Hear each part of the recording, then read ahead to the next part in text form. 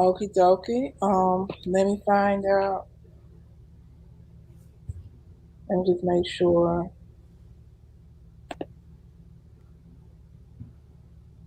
Okay.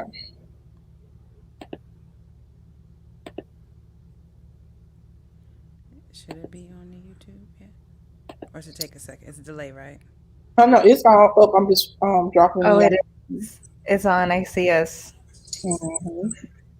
Oh no, it's all up. I'm just dropping it in. But there is a little bit of a delay. Oh no, it's all up. I'm just dropping it in. But there is a little bit of a delay. But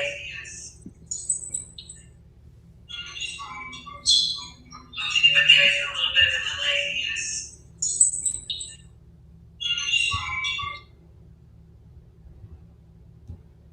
Hello, Yeah. can you hear me?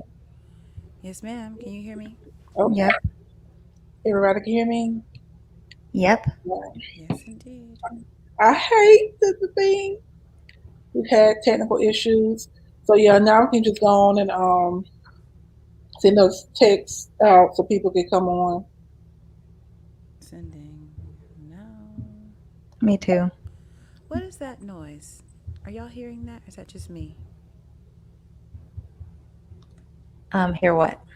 Like a ding? I didn't hear anything. Okay, so then it's just me.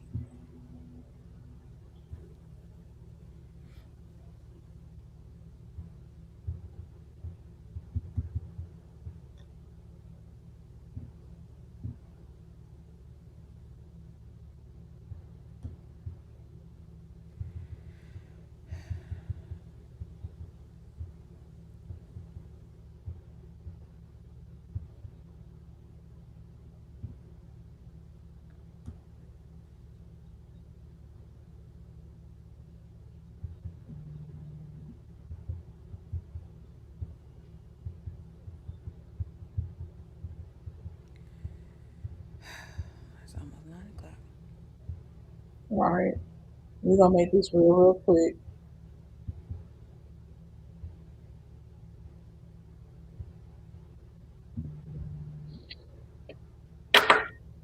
Um,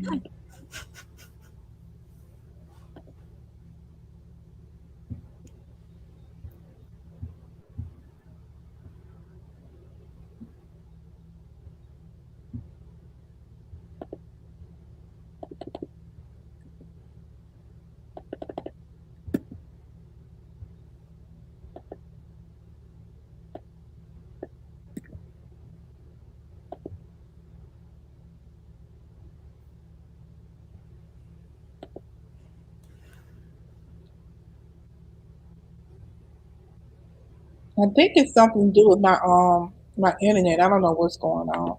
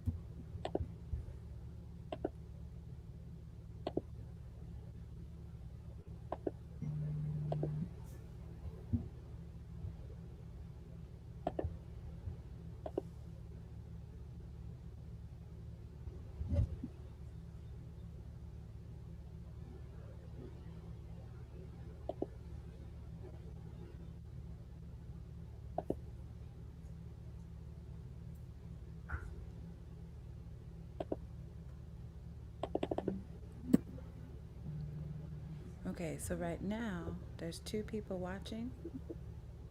Is that us? I don't No, think. my friend, she's Yeah, on. Oh, I don't hey. She think said so. position. My friend told me to position my thing so y'all can see my decor in the background. Yeah. She said position your camera so you can see, so we can see your decor in the background. Shout out to you, girl. You know who you are. Thank you. Can I hope it looks better now. share with a bunch of people. Hopefully, some of my people will come through with the woo woo woo woo. Hoo, hoo, hoo, hoo. Or I know I'll text it too.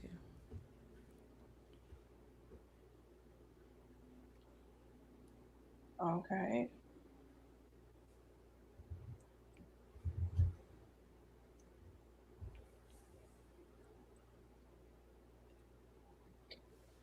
Okay. Okay.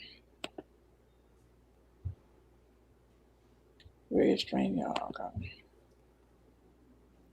Hey, StreamYard is not going to give you a true reading of who all is listening either. I do know that for a fact. So it could be 1,000 people listening. You might see 4 or 5. So sometimes it says 0 and people just be in my comments. So let's get started. Deborah, when you're ready. Okay, here we go then.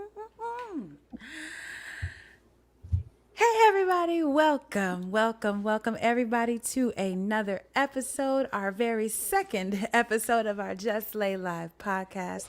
This is the live human version of our Just Lay blog magazine thing that we do. You could visit Just Lay Live. Is it justlay.live?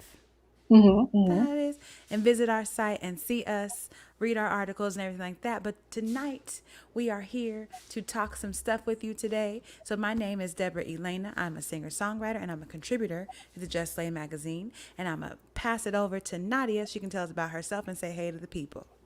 Hey, you guys, I'm Nadia, and I am the Spiritual Take editor. And I'm so glad to be here tonight. It is going to be good. We're going to talk about some heavy stuff, but it's going to be good. I'm going to pass it over to you, Jonah. Hey guys, I'm Jonah Lynette, and thank you guys for joining us on Just Slay Live.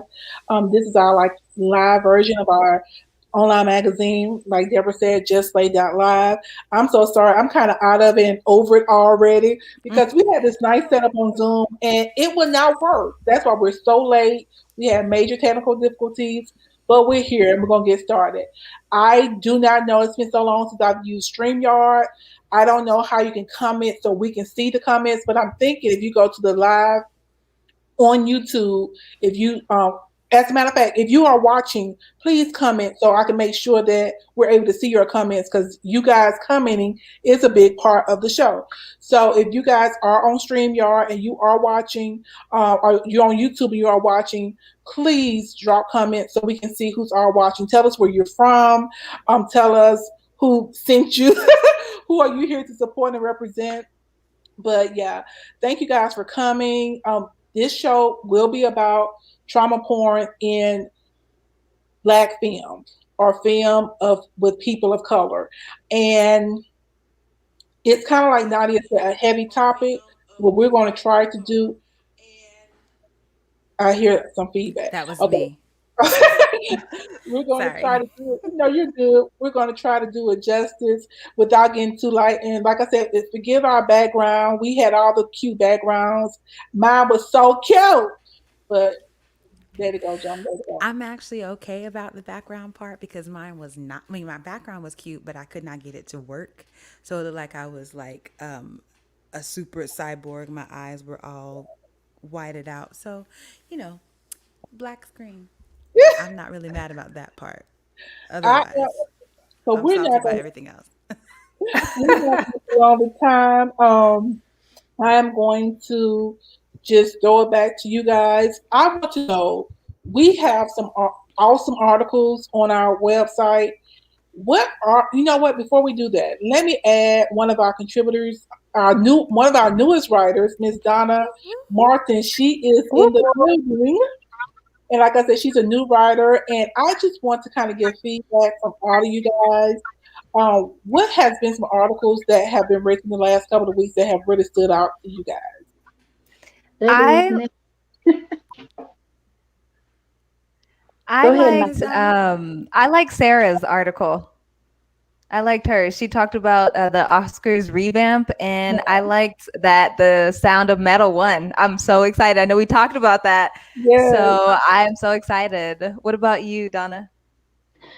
I looked at Jonas. You still there? Are you still here?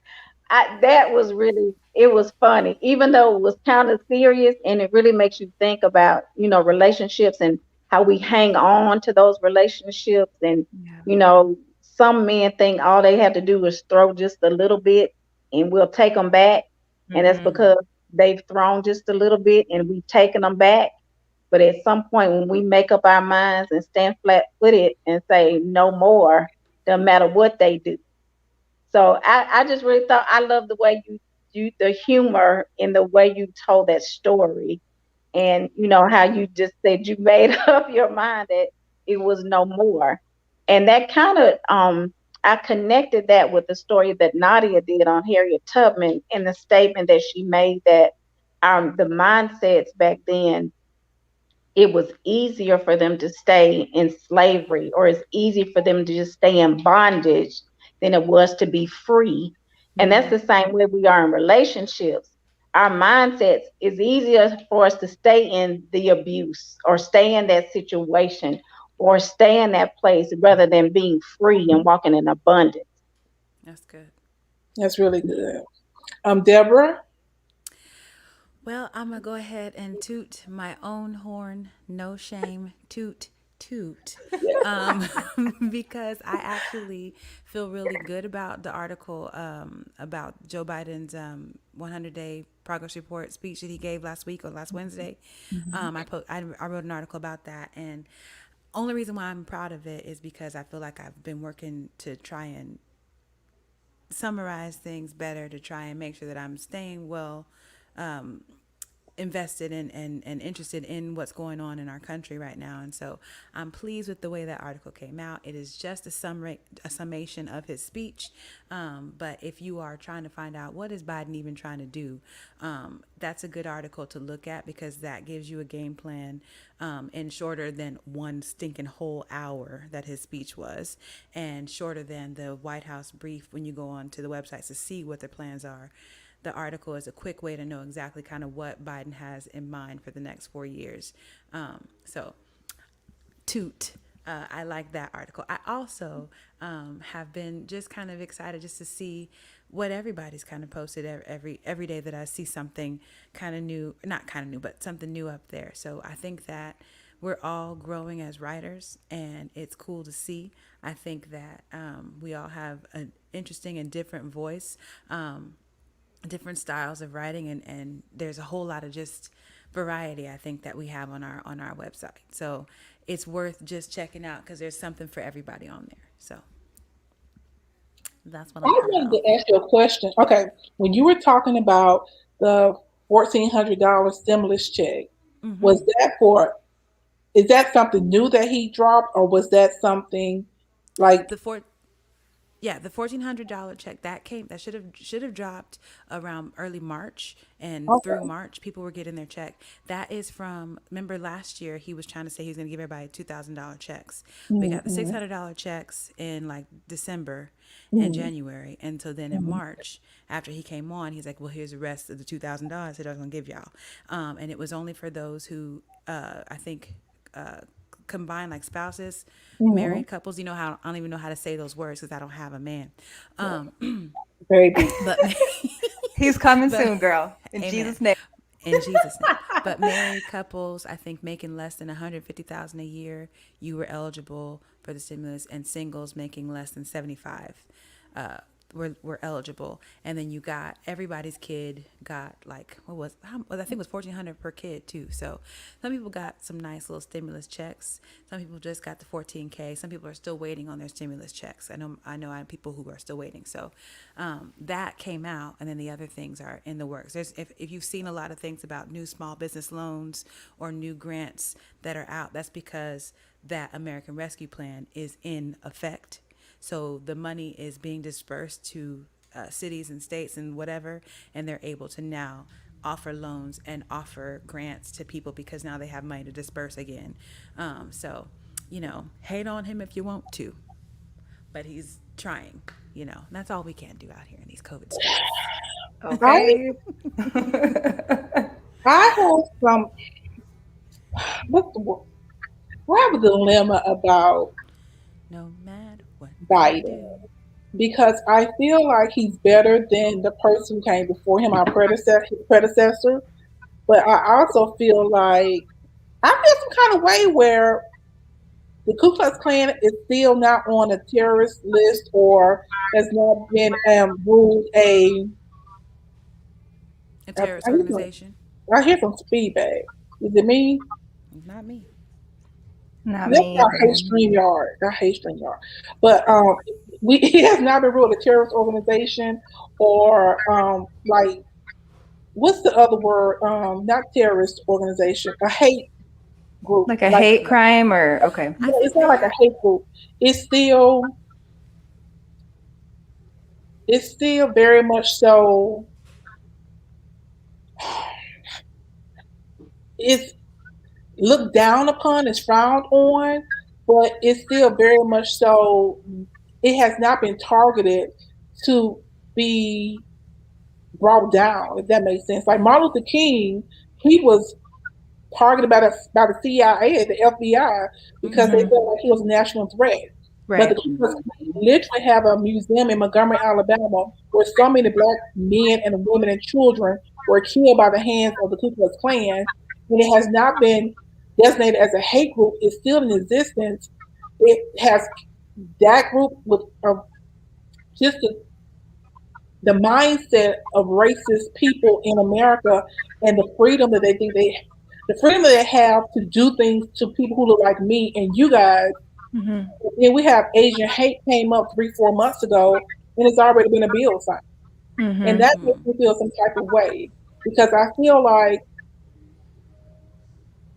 why is it? Yes, the bill should have been signed for the Asian hate. I'm not saying it should not have been, but what is so hard with putting into legislation laws and rules to protect your black citizens because we're the ones who got you elected, the black Hmm. Well, black women. I think one, uh, it's not just like legislation, like putting the laws on the to make the Mm-hmm. laws. That is the legislative branch. That's Mm-hmm. Congress, and so the things that are signed are the things that Congress values. And if you Hmm. look at our congressmen, I say men because primarily that's what they are, and they're not really in what they're interested in is what makes them feel good. So most choosing her words. Most of the congressmen, especially the Republican ones, no shade, it just is what it is.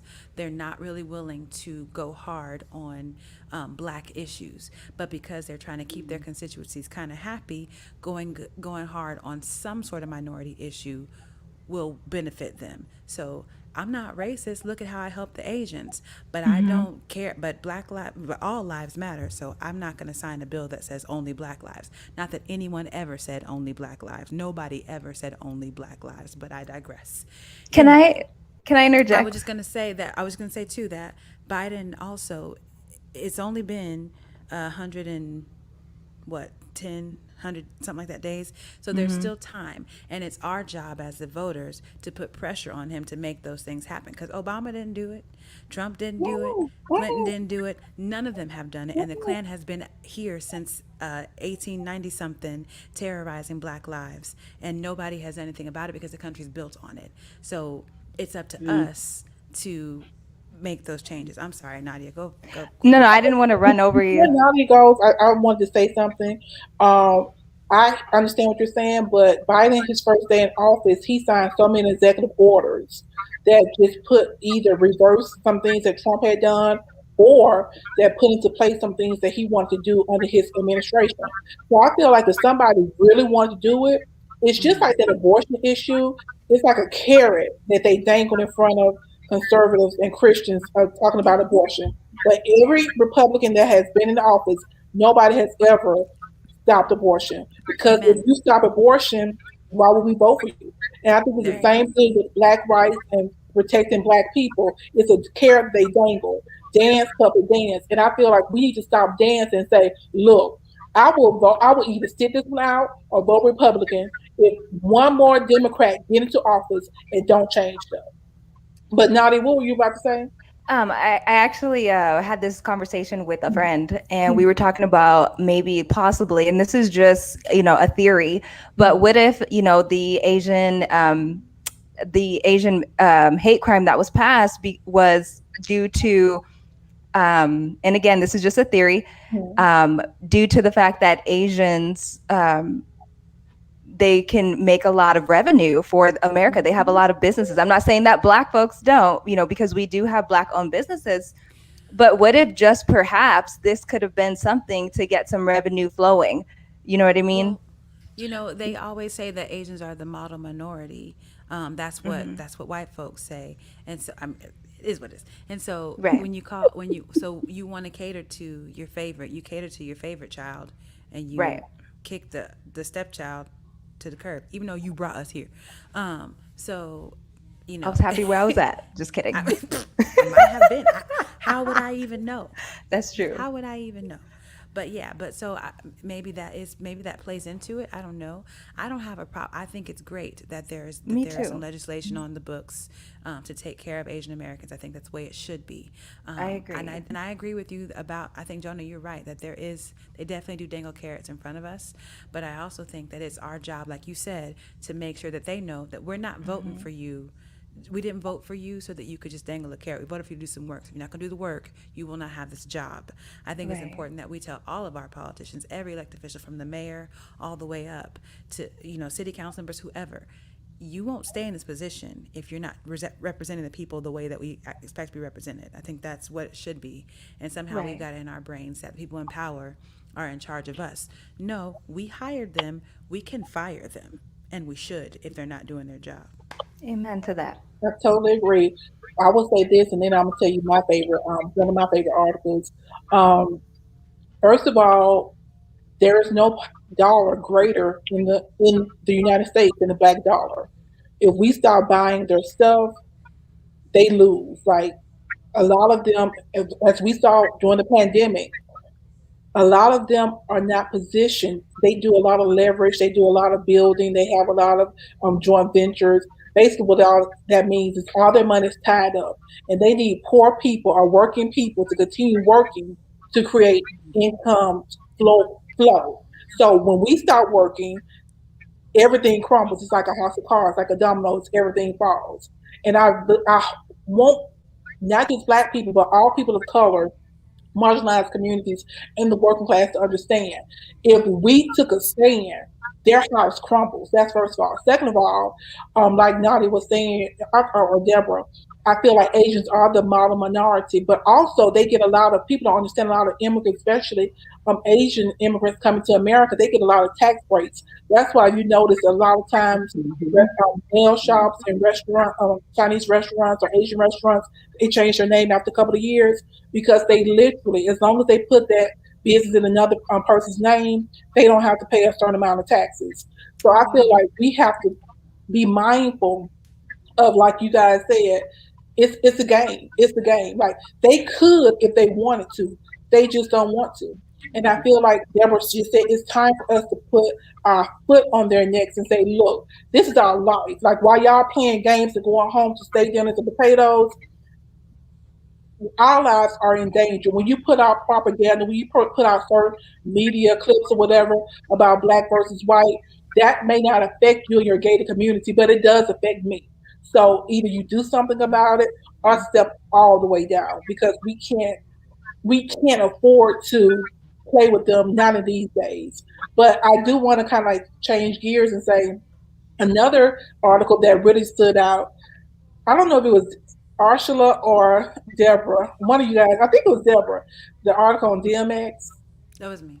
Okay, that was such a great piece, and it's so funny because so many people in the world mourn his death, and I feel now I'm about to say something, and if you want to counsel me, okay, it's okay. Mm. I feel like I love DMX so much because he gave his life so that black people wouldn't have to mourn Prince Philip. And I just thank God he held on for one more moment, for one more day, because they were about to clown Megan. They were already coming for her when Prince Philip died. And DMX was like, hold on, let me get just 1 second. And all of that kind of like went away. And I just feel like that was his last act to protect black women and biracial woman, and I just appreciate him for that. But I hear a lot of people in the industry was saying, I wish that people would have showed him the love while he was alive. And I remember the versus battle where he was so lively and entertaining and happy and joyous. And I feel like that was a part of us showing him love while he was alive. And I feel like we're just fans. Yes, it's great for us to laud him and applaud him and say, we love you. But whether you can't have your cake and eat it too. You can't say, I'm not a role model.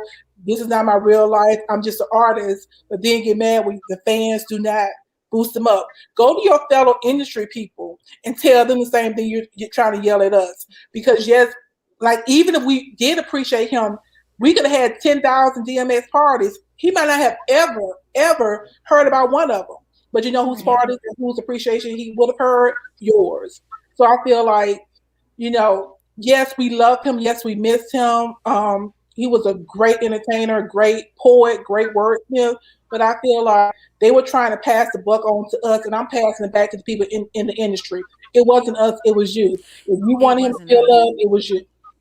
Because he had, now granted, like I said, I was not a huge fan, but he had fans across the world. He could still go to Europe and perform. He still performed in lots of places. He was still touring.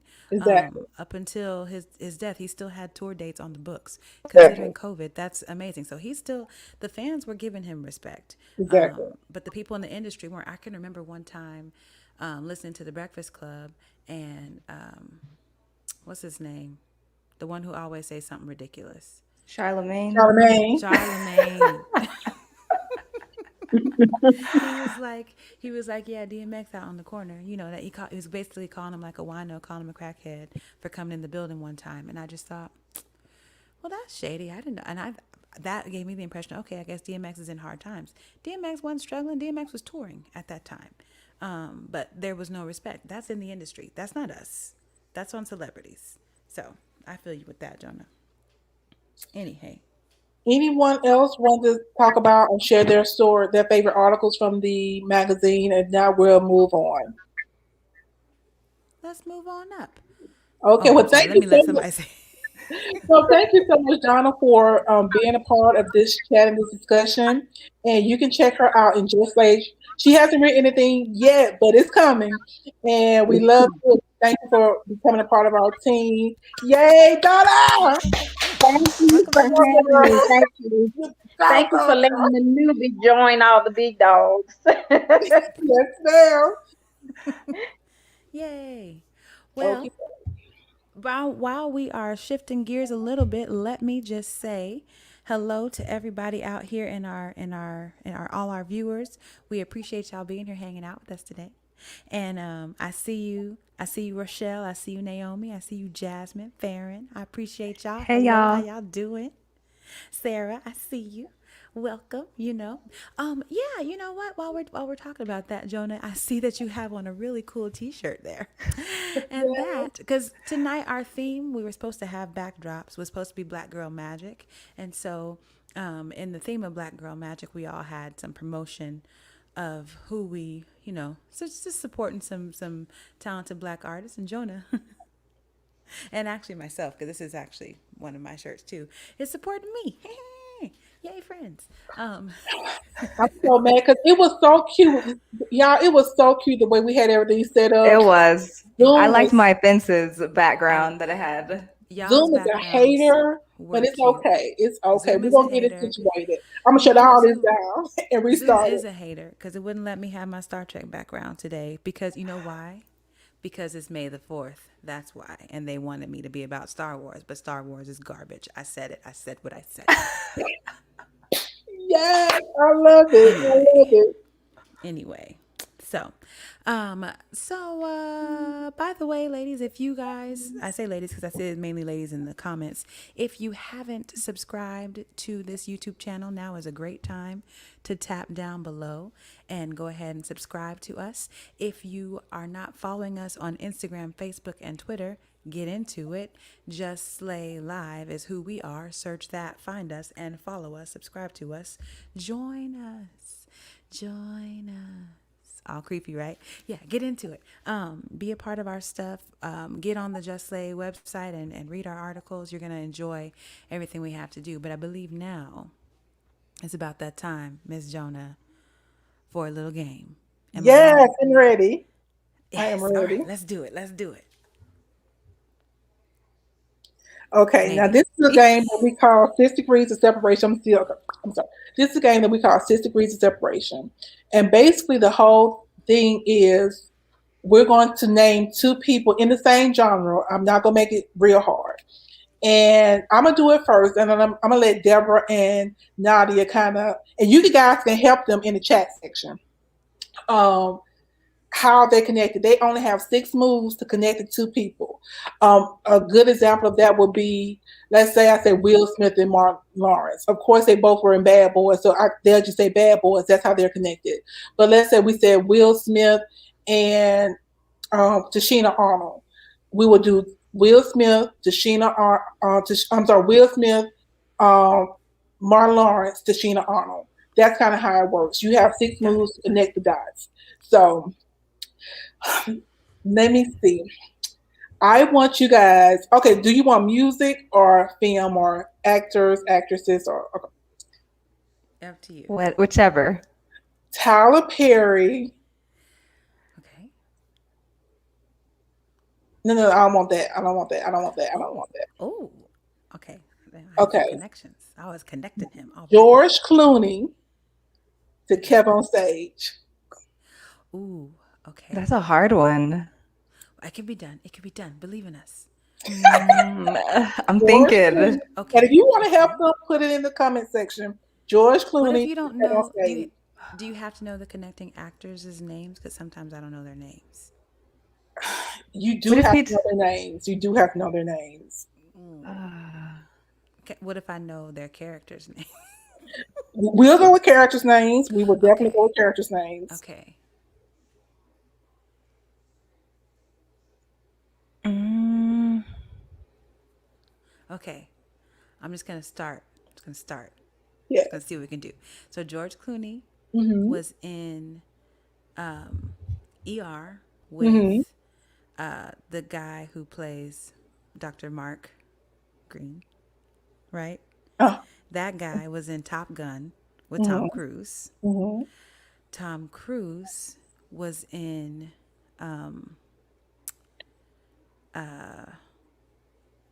Spoot. Hold on.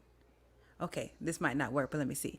Tom Cruise was supposed to be cast in Enemy of the State, but Mm-hmm. instead they cast Will Smith, Mm-hmm. and Will Smith has a production company thing that put on a dad's thing that Kev on Stage is the host of, You right? Is that fair? Ooh, did.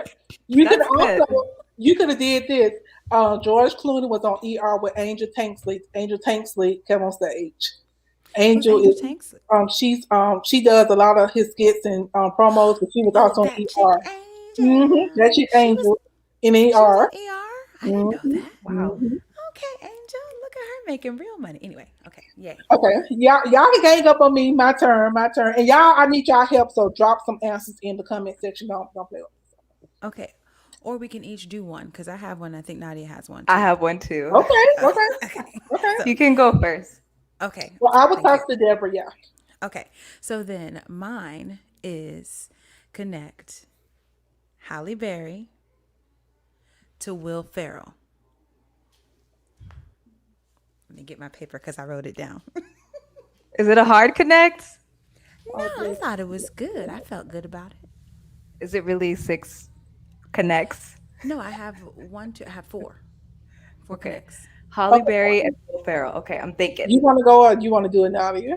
You can You can go. go because I'm not sure. I'm trying to figure it out because I don't watch a lot of Will Ferrell movies.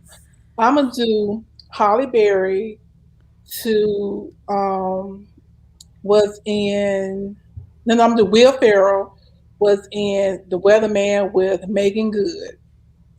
Okay. Megan Good, I'm trying to remember, was in Deliver Us from Eva Okay. with Gabrielle Union. Gabrielle Union was in. Come on, Jonah.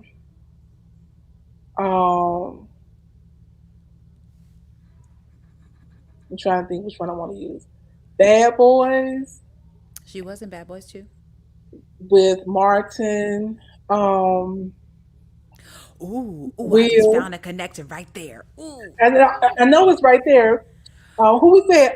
Will Ferrell. Use. Okay, sorry, I'm not getting no hints. Go. The Bad Boys Um, too. let me see. Okay, use Martin Lawrence. I He's got in Bad hints. Boys too. Yeah, use Martin Lawrence. Martin Lawrence. Okay. Is it the wife?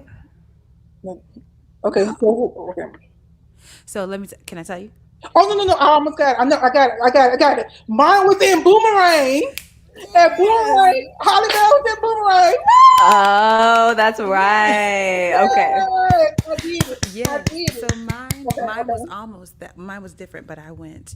Halle Berry was in Boomerang Mhm. with John Witherspoon, Oh. Mm-hmm. who Okay. was in Friday with Ice Cube, who was in Ride Along with Kevin Hart, who was in Get Hard with Will Ferrell. Just to throw y'all off the scent. Oh, Yeah, okay. That was a good. good That was one. good. That was good. Okay, you're up, Nadia. Okay, now I think I don't know if I did this right. I think I did, but okay, so my two people are Karen Parsons and Loretta Devine. Ooh. Okay, Who's this is Karen for the comment. Parsons? I know who Just Loretta drop this Devine. to the people in the audience. You Which can one is Karen Parsons? um the lady She's from Fresh Prince. Mhm. Aunt Viv? No, the Hillary. Hillary. Oh, girl, I don't know what Hillary is. Okay, let me see. Let me just get us back to Fresh Prince. Okay, Loretta Devine. Because they're supposed to be connected, right? Right. Oh, easy. I Okay. got. Okay. Come on, come on. Go I ahead. do. I do have a partial one, but hold on. I think I can do something better. Hold on. Do you know the movie? Tell me. Well, here's what I do know. Uh-huh. Okay. Loretta Devine was one of the original Dream Girls, right, on Broadway. That show went before it was on Broadway, when it was still in production. Jennifer Lewis was actually supposed to be Jennifer Holliday's character. So there's that connection there. And then Jennifer Lewis was on Fresh Prince of Bel-Air as one of the aunties. Diva. I was actually looking at it the other way. I was thinking more, but I was thinking more, they were connected because of Class Act, because I think it was Play, right? That was the son of Loretta Devine, and wasn't Play dating Karen Parsons. That's how I Yes, that's a That that would work connected too. them. connect. That'll work. Wow. And Class Act is a throwback, by It the sure way. is. Yes. It's so good. Give it up for us. Good job, Okay. girls. Good game. Well, we're not going to prolong the time. We're about to talk about what you guys are here for. We had, like I said, there's some backgrounds, and with Zoom, you can do different things. But we on Raggedy Ghetto Zoom, StreamYard right now. So bear with us. We're going to talk about trauma porn, and why is it every time marginalized communities have a big film that's supported by Hollywood and pushed and promoted by the powers that be, it's always a struggle bus. It's always trauma porn. And the first film I would love to talk about, and if you guys have seen any of these films, or if you guys want to add to the conversation, please drop it in the chat section. I also say below, but wherever you are. The first movie, of course, we have to start with the Christmas of trauma porn, and that is Precious. Ooh. Yeah, everybody has seen Precious, right? On the panel. Yes. I just saw it today for the first time. Well, I had seen bits and pieces, but but yes, I saw it today, and I was like, wow. Sometimes I still think about when she threw that TV down them stairs. Just Yeah. because, dang, of all the things, you throw a whole TV at your own baby. Okay. Wow. Anyway. The thing that got me about when I found out that the author Sapphire, she used to work with, I think, at a youth center. And so she combined so many people's issues, many people that she counseled issues, and wrote the book. It made me feel better because I was like, Precious couldn't catch break. Right. Um, One. she was Everything going good and you still got AIDS. Mm-hmm. like, yo, you was raped by your daddy, you was raped by your mama tried to kill your baby. Like Mm-hmm. it was just trauma porn squared. And so I'm just like, Trauma porn and at the expense of a black woman, of course. Like Exactly. that's part of it. It wasn't just it was not only was it all of her troubles, but it was like, well, but she's a big black girl who so we can make fun of her on top of everything else. Make fun of her just for being a big black girl, you know. Just it was a lot. Although I will say that Monique did that, as did Mariah Carey, low key. Mariah Mm-hmm. Carey looked Mariah tired Carey, than a mug. Yeah, she did. when Mariah Carey show up, I've noticed being a director myself, a film director myself, when pretty women, and I use quotation marks, um, when you make them ugly or you tell them they can't be pretty, they show up. They act. A lot of times they could be talented, but as soon when they feel themselves, they think they're pretty. It's like could, but as soon as you say, "Give me ugly," bring it out, like bring your character out, and stop being pretty. I literally have to tell people stop trying to be pretty. They don't see you; they see your character. Right now, you suck. If you work with me, you know how I talk, and that's when they deliver. Sometimes I hate working with traditionally beautiful women because they try so hard to hold on to that pretty, they don't give me the Mm-hmm. performance I want. But that's neither here nor there. But yeah, Precious is that one. The next film is called. Oh, did anybody? Like I said, join the conversation in the comment section because we're gonna keep going because we're on the time thing. Mississippi Dam. Now, Mm. Okay, go ahead, girl. Sorry, go ahead. Go ahead. now to me, Mississippi Dam is way worse than Precious because it's a real life story. Um, I met the director, like she literally wrote her life story and put it in the film. So the things that you saw in Mississippi Dam was real. But from the first scene to the last, like I told my best friend Farron, she's watching now. I was like, do not. I told her to watch it, and I was like, I'm just gonna give you one word of advice: do not root for anybody because they will all break your heart. And so I'm not gonna get. We're trying to not give spoilers, Right. but I will say rape check, abuse check, Child molestation. check. Like they left no no areas untouched, untackled, no I's undotted, no T's uncrossed. They were like, and it was her life. Like we were, because she did a showing in Montgomery at the Capri Theater, and we were like, "So you're the daughter, the youngest girl, right?" She was like, "Yeah." Wow. And we was like, "Well, did that really happen with you and your cousin?" She was like, "Yeah." And it's a Wow. lot. It was a lot. It was. Yeah. And I will say, like with the way it ended, I was rooting for her and I was like, you know what, go on, girl. Like, like I was glad because sometimes, I think again, I don't want to give any spoilers. Sometimes I think that we can be in a position where we get comfortable and we just stay. And that could just be something that is what's known. And, so I don't know. I was glad about the outcome. I'm seeing in the Deborah, comments, folks are saying, I've watched it once, I will never watch it again. And someone said, I watched it last week, it was a lot. Oh, there it It is. I watched it was. once, I will never watch it again. Yeah. I mean, I will admit, I did not watch it. Because there's only, like, here's the thing with it, when the stories hit too close to home, sometimes I'm unwilling to put that on myself because I have a tendency to take too much in. We were supposed to talk about that TV show, Snowfall. Is that what it's called? And we started to talk about it, but then decided that it ain't worth it. And it's for me, I watched an episode thinking, okay, I'm gonna try and get into this show. But it's the same as with this movie. There's a level of darkness and negativity that will jack me up for days if I watch it. And so I have to decide, okay, is this going to be worth breaking my spirit? Is it worth me feeling sad and stressed about? Can't do it. Can't do Yeah. it.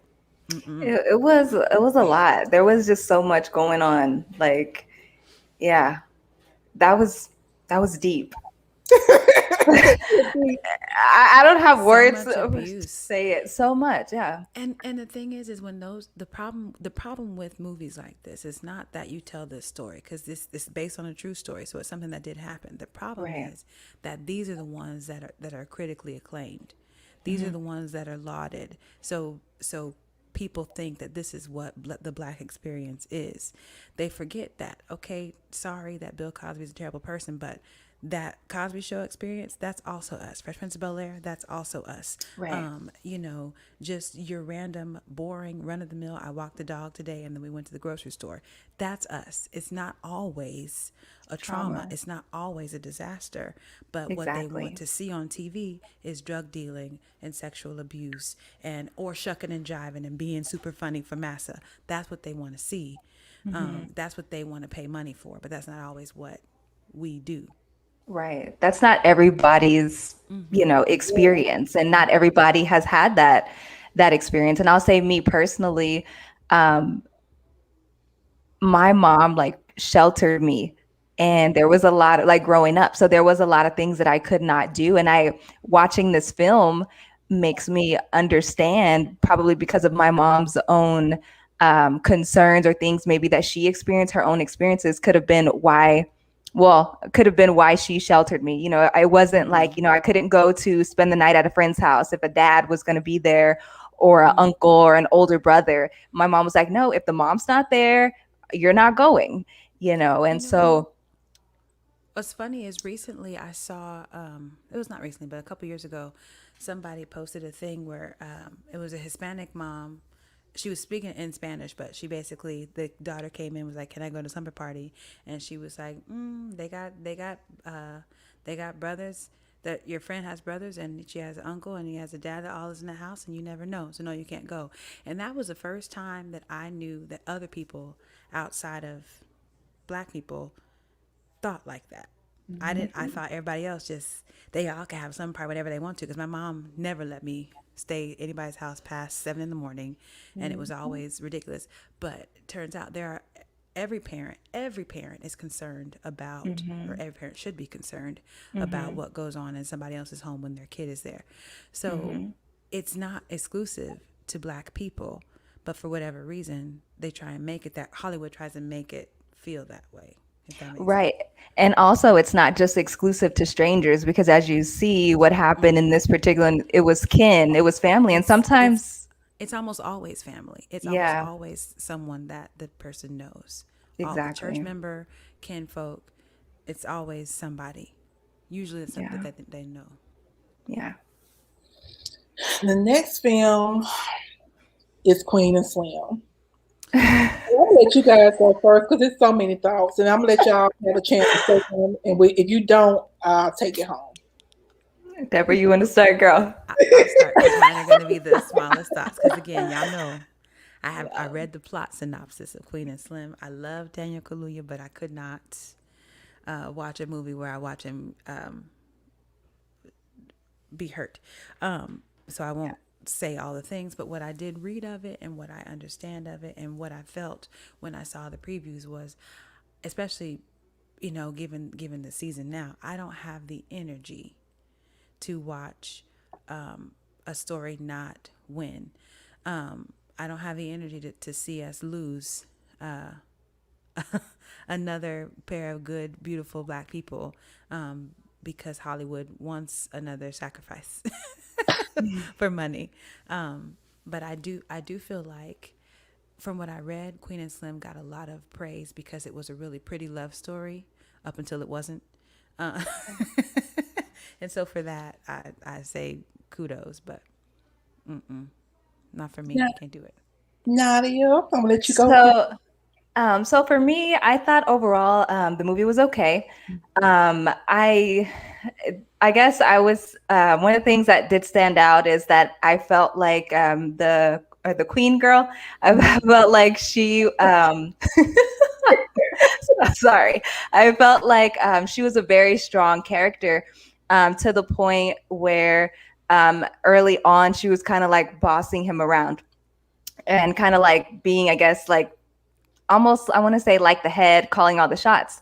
And I know I had mentioned prior that for me personally, um, I, like Deborah, I'm not married yet. I'm waiting on my husband. But for me personally, I want to be included in decisions, but I don't want to call the shots. Like, I don't, I think my opinion needs to be heard and should be heard. But and considered. But I don't want to be the one. I feel like that's too stressful for me personally. I don't want to be the one making all the decisions. I want to discuss that with my husband. And I want my husband, for me personally, I know other women may differ, but for me personally, I want my husband, in a sense, to have the final say, like, okay, babe, like, this is what we're going to do, even though, I mean, it could have been my idea, but I want him to have the final say. And so when I was watching that, that was one of the things that stood out to me. And then I'm digressing a little bit. I guess in a sense you would call it emasculate. She kind of, in a sense, seems like she may have emasculated him, sort of, kind of, maybe, if that makes sense. And then the last thing that I thought was interesting. I need to change my picture, huh? And the last thing is, I looked her up, and her husband is white. And that's not interracial dating. I'm, for interracial dating. If my husband's white, if he's Asian, like, hey, like, that's cool with me, like, whatever God has for me. But I do wonder, though, sometimes, like, does that affect, like, their fan base? Does that affect them? Sometimes when we see, like, these pro-Black movies, they're preaching to us about Black power, but then their spouses maybe are non-Black.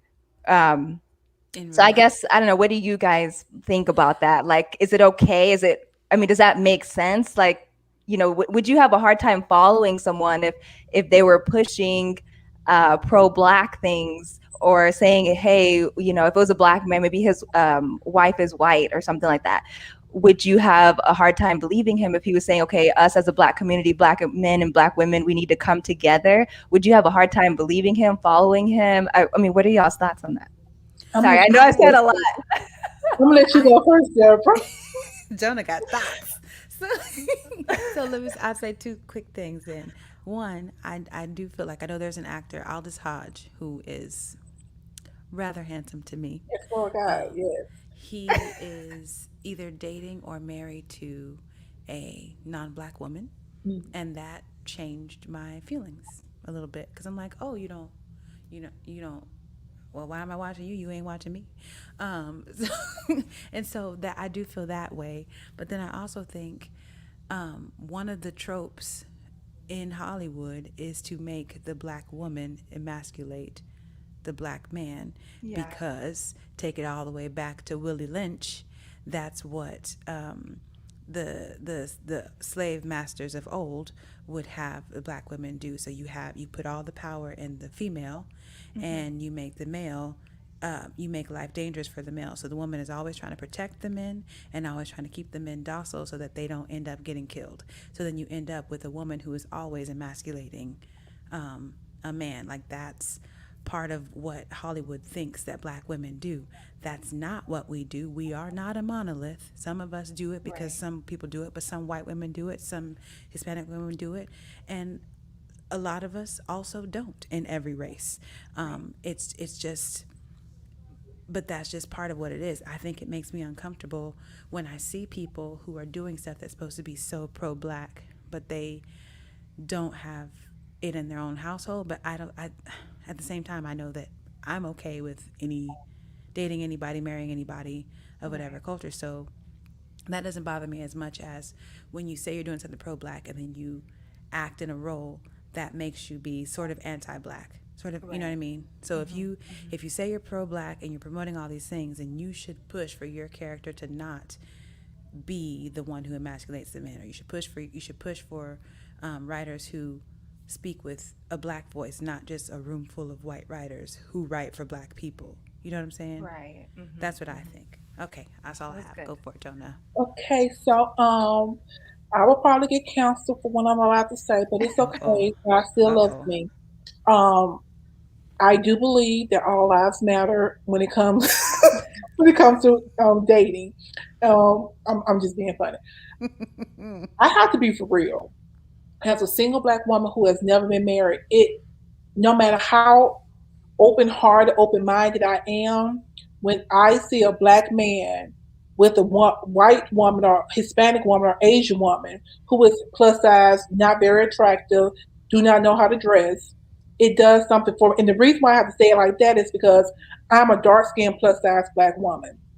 It's men who would never, ever want, they'll date me, sleep with me, but want me to be their wife, it'll be an automatic no, thank you.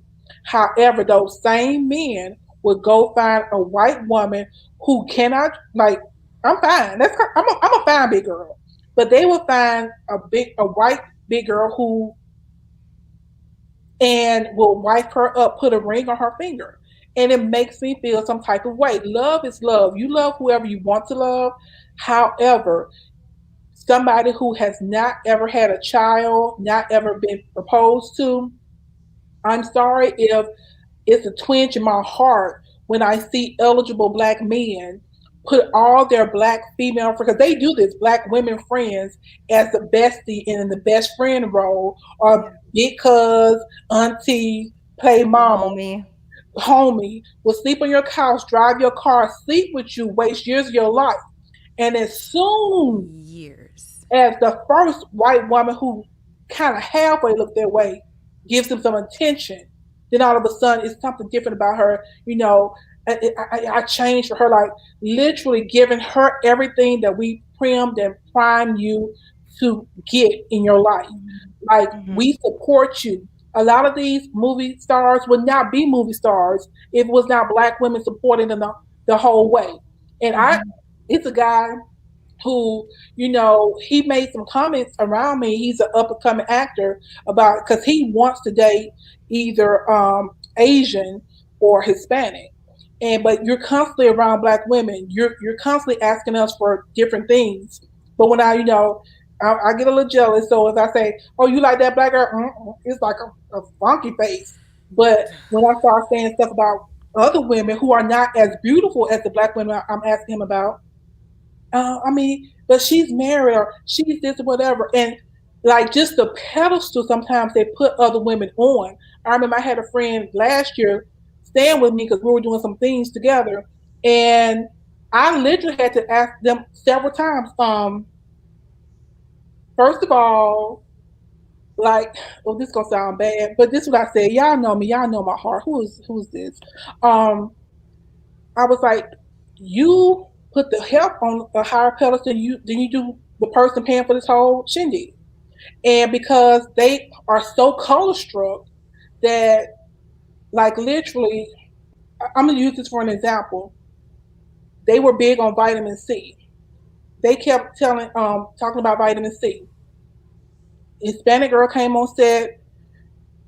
They went in their pocket and pulled out the vitamin C. This is what you need to use. This to help you with the germs because like the Rona stuff was happening. You've been in my house talking about vitamin C, but it's like they have to protect them, they have to nurture them, they have to care for them. And I know he wants to date, like I said, Asian or Hispanic. So my whole thing is don't use black women to get where you're going. And then as soon as you feel like one thing, somebody it was the same person was like, a lot of white women hit me up in my inbox and they was just showing me all the Hispanic girls who was like trying to talk to them. And I'm like, what is it about black men that put these kind of women on pedestals? And Well, when they're surrounded by beautiful black women and they just can't see it. And sometimes the other women are not even as attractive or don't have that much going for them as the black women do. And I'm like, but just because they're not black, it's like it's like they're trophies. And I'm like, I want us to be the prize. I'm so tired of every woman getting to be with our men and being considered the prize. I can't wait for the day that Black women are the prize when it comes to Black men. And that could be, oh, sorry. I was just going to say that Go for could it. be why, Black women are dating out of their race now, And so, we're having mixed babies also because, this is what, we're having. I don't want to say that the non-Black men are the leftovers, but this is what we have to do. And I feel like Black men have no room, not that I'm saying that they have no room to get upset because we're deciding to date outside of our race. I feel like they should not get upset or have a smart comment to say. Sorry, go ahead, Deborah. No, you're straight. I feel like one of the other problems with Hollywood is that they don't show us the way that we need to be seen to, or because TV and movies, they do frame a lot of what we do in life. So when you see it on TV, you expect to see it in real life because you think that TV is real life. That's just how it works. So art is supposed to reflect life. For whatever reason, on the TV screen, I see that Black women aren't treasured. I see that the women of another race are more important and better. So if I'm a Black man, I know I want to pick something that looks like the one on TV. And if I'm a Black woman, I know that Black men are only going to treat me this kind of way because I'm not worthy of the pedestal that the other women are on. And I feel like it would be so much better if we saw ourselves on TV being cherished. If we saw Black men on TV nurturing their Black wife of any shade, not just the light-skinned ones. I'm just saying, because that's a thing too. A lot of time when you see a good Black love relationship, it involves a dark-skinned man and a light-skinned woman, and that's great. But for all of us brown-skinned girls out here in these streets, we're like, okay, well, do we ever get the opportunity to be loved and to be cherished, or is it always a problem? And then the only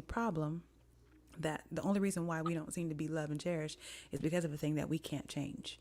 I can't change my skin, and I don't want to. I'm pretty. Me too. I'm not getting ready to bleach my skin for nobody, okay? Exactly. And so it's like, okay, well, can you show me where somebody is cherishing me? On the flip side, when I look on YouTube, I see these interracial couples, and these Black women look happy as a clam with this white man or this Asian man. I'm like, well, maybe I need to get me one. So I'm just saying, sometimes you need to see it on screen. Yeah. And unfortunately, with this trauma porn, what we're missing is the things that we do need to see. Oh, thank you, Rochelle. we need to see the things that are happening. But I'm gonna give my take on Queen of Slam because I wouldn't have. But I did want to address some comments, so we'll get to it in the comment section. But Rochelle was saying something about her brother, but we'll come back to that during that period. But my take on Queen of Slam is that when I knew Lena, or when I found out Lena Waithe had something to do with it, my expectations just plummeted because she's problematic and she's toxic. Lena Waithe is a white man, and because it's like she tried so hard to appeal to white. I feel like she grew up in a predominantly white community where she didn't really have a lot of Black people around, so she tried so hard to fit in. And then on the flip side of that, I feel like she still tries to appeal to white people. Because in Queen of Slim, it was I'm gonna give this scene away because in the film, in the middle of this film, a Black little boy shot a Black cop who was trying to help him. And I was like, it was so unnecessary. It's just dumb. It's stupid. And we was like, it didn't even go together with the movie. We were like, where did this come from? And so I just feel like she tries too hard to appeal to both people. Like, we're going to have this beautiful love story. It's going to end horribly. It's not going to be a happy ever after because a Black person betrayed them. That's another whole thing. And then at the end, Queen was the first person that got killed because of trigger happy cop. Like, I'm with Deborah. We could have won. Like, every day we're surrounded by people getting killed by the police. Right. This movie could have been the exception to the rule. This could have been the one where we won. And it would have just made us have a sense of relief. And I feel like they are so hard pressed to give that to us. it goes back to what we were talking about at the beginning, that little carrot, that dangling carrot. And that's how they control a lot of us. So yeah, we'll just move on because I start itching like when I start thinking about it. Because it's Lena Waithe is, remember this, boys and girls, Lena Waithe is a white man. Okay. Wait, is Lena Waithe the she's a lesbian, she's on Master of None? Uh-huh. Mhm. Oh, And I'm not gonna lie, I love her Thanksgiving episode when she was that's when she what came out. that, I that's love what the episode. that was And on my list of things that they did well, that Hollywood did well, was that episode. That's on my list because I thought it was good. I'm not even lesbian, but I was like, man, I felt that. That Thanksgiving felt real. They did a really good job of representing Black people very well. But anyway, you can't win them all. It can't all be hits. It's true. the next one movie we're going to discuss briefly is the Joy Luck Club. And Deborah, you made a very good point yesterday during rehearsal. If you want to reiterate it. Okay, let me just give my quick disclaimer. We understand that we are not Asian American Pacific Islanders.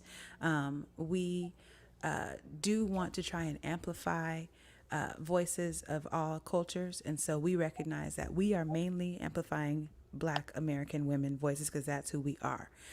We've all seen Joy Luck Club, or we're familiar with it, and we're talking about it because it is a situation of trauma porn. But I know for myself, one of the things that we talked about was we don't know for sure, how the full Asian community feels about Joy Luck Club because we are not Asian. And we don't want to take away from their voice in this. So if you know Asian folks who want to sign off on this, please put it in the comments or message us and we'll address it, on the next episode if need be. We're not trying to disrespect. We're just talking because, we did see it. It was out there for the public to see. So we do have opinions, but just know that this is not, we recognize that we are not the authority on this particular genre of movie because we are not in the community fully. This would actually be a good place to transition because I feel like I totally agree with Deborah. Nadia, before I say this, do you want to add something about the movie? I just thought it was a good movie, but the same. I agree with Deborah. I can't personally really speak on that too because I'm not Asian, but I can't really say that what they experienced was trauma, or is that something that maybe is just innate? I mean, I would imagine on the outside looking in, to me, it looks like trauma, but I mean, maybe that's just the way of life, whether that's a parent being hard on a child, but that's not maybe necessarily just only in the Asian community. I believe that there are other communities like white communities, Black communities, where parents are hard on their kids. But I do think from what we see, unless anybody has like Asian friends or anything that have heard of that, you got to be the best, you got to be number one, so I personally can't speak on that. So I agree with you, Deborah. I do think that this is kind of in the same way that, I think the stereotypes that we see in Joy Luck Club, I don't know how Asians feel about it, but I'm sure that we could probably take a parallel to it in some of the movies that are about Black folks and where somebody who is white or Hispanic or Latinx or whatever, they might watch, a Black movie and think that's how we all are. We look at Joy Luck Club and think that's how they all are. Right. Is it? I don't Like know. we're not That's out what here selling drugs and stuff, like Exactly. I mean, street pharmacists, my bad. We're not all street pharmacists, okay? We're not all trying to make the snow fall. Exactly. I was just we are going to talk about Snowfall. I think our next podcast is going to be about, I forgot, I have to look it up, but we're going to talk about Snowfall because that's a mess. But yeah, I agree with Deborah and Nadia. I feel like it's not my place to give sentimental regard to the film, but however, because a lot of white people, Asian people, Hispanic people do judge Black films, I'm going to just say this little piece. I feel like it was masterfully done. I feel like it was perfectly written. I feel like it was well acted and directed and produced. I do feel like this is the whole reason why they made the list, was because that was like a big deal back in the day. Other than like karate films or martial arts films, That's true. they don't really have a lot of representation in film and media. And I feel like this was like a big movie for them. And it was such a sad movie. I remember I was a little girl watching this. I was like, what the? Right? Because it was so sad. I was And uh, same. I'd say same. I agree. but I do feel like a movie that actually came out recently or in the last couple of years that I feel was a not a better representation, but not trauma porn. And I feel I've heard so many Asian Americans or Asian people or people in the Asian community just applaud it and just give it great accolades. Was Crazy Rich Asians. I feel like they got that movie perfectly right. And I feel like even the handsome, tall, debonair Asian lead. One guy I saw interview, they were talking about the movie, and it was an Asian man. He said he had never seen a lead character, come out the house with a suit, the slow motion, just walking, supposed to be so beautiful, so fine. He had never seen that before. And he actually started crying when he saw that. It wasn't him. Like he just imagined his children being able to look up to somebody on screen because, like you said, Asians get a lot of stereotypes as well. They Do, do. do you guys have any thoughts on that? I'll say with both movies, they're both books, right? Or you Mm-hmm. have Joy Luck Club was a book, Mm-hmm. Crazy Rich Asians is a book. They're both great books.